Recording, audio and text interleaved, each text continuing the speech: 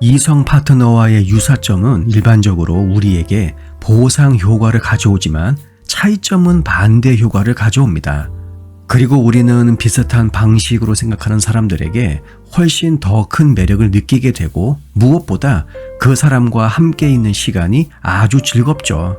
또한 사람들은 자신과 키, 체격, 몸무게가 비슷한 이성 파트너에게 매력을 느낍니다. 키가 작은 남자는 키가 작은 여자와 결혼하는 경향이 있고 키가 큰 여자는 키가 큰 남자와 결혼하는 경향이 있는 것으로 계속해서 확인되고 있죠. 뚱뚱한 남자는 뚱뚱한 여자와 결혼하는 경향이 있고 마른 여자는 마른 남자를 선호합니다. 또 다른 흥미로운 이야기는 부부의 정신 건강과 정신 질환에서 발견되는 유사성입니다.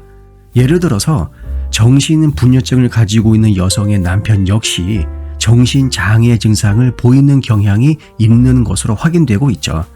여기서 중요한 점은 여자의 영향을 받아서 남편이 추후에 정신장애 증상을 보이는 것이 아닙니다.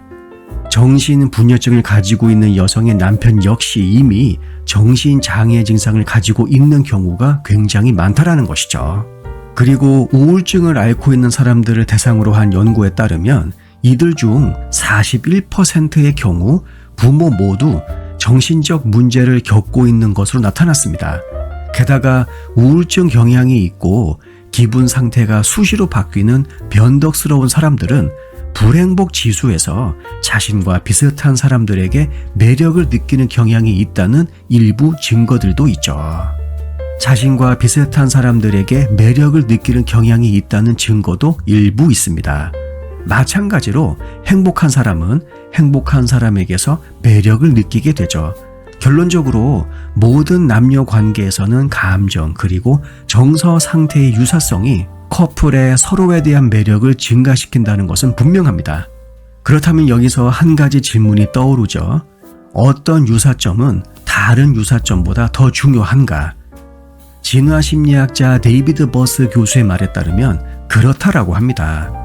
버스 교수에 따르면 나이, 교육, 인종, 종교, 민족적인 배경이 가장 중요하고 이 요소들이 파트너 간의 궁합에 있어서 가장 높은 상관관계를 보여주며 그 관계에 가장 큰 긍정적인 영향을 미친다고 합니다. 이러한 모든 유사성 밑에는 유전자가 아마도 기본적으로 근본적인 역할을 할 가능성이 존재하죠. 실제로 많은 연구에 따르면 사람들은 자신과 유전적으로 유사한 사람을 알아차릴 수 있고 또 실제로 그 사람을 자신의 로맨틱 파트너로 선호하는 경향이 아주 강합니다. 분명한 건 사람들은 자신과 비슷한 사람과 사랑에 빠지고 결혼 상대자로 선택하는 경향이 있다는 것이죠. 신데렐라와 왕자, 미녀와 야수, 그리고 영화 프리티 우먼에 나오는 아름다운 코올걸과 백만장자 사이의 아름다운 사랑에 관한 동화는 현실 세계에서 매우 드뭅니다. 이런 이유로 우리는 이런 동화 같은 이야기에 대해서 듣고 그리고 영화로 보는 것을 좋아할 수도 있죠.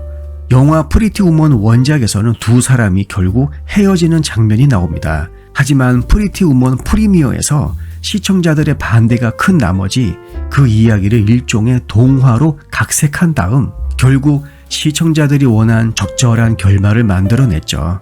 하지만 그러한 기적적인 로맨스가 일어나더라도 대개는 결혼으로 이어지지 않습니다. 가끔 드물게 발생하긴 하지만 끝내 갈등이 자주 발생하는 결혼 생활로 이어지게 되죠. 비슷한 문화적, 사회적 배경을 가지고 있는 사람들은 상대방에게 비슷한 기대치를 가지고 있습니다. 이렇게 하면 서로 간의 의사소통이 더 쉬워지고 사소한 충돌이 미연에 방지될 수가 있죠. 누가 무엇을 어떻게 하든지 논의할 필요가 없습니다. 왜냐하면 이러한 것들은 이미 서로 어느 정도는 받아들여지고 있다는 것이 이 둘 사이의 디폴트 값이기 때문이죠. 그리고 태도, 관심, 성격의 유사성은 이 둘 사이의 의사소통을 더욱더 쉽게 만들어줍니다. 결과적으로 남녀 사이 비슷한 점이 많을수록 결혼 생활은 더 행복하고 더 만족스럽죠. 만약에 둘 사이 비슷한 점이 없다라고 치면 오늘부터 하나씩 둘씩 만들어가면 됩니다. 영상 내용이 도움이 되셨다면 구독과 좋아요, 알림 설정, 그리고 댓글도 많이 남겨주세요. 다음 영상에서 뵙겠습니다.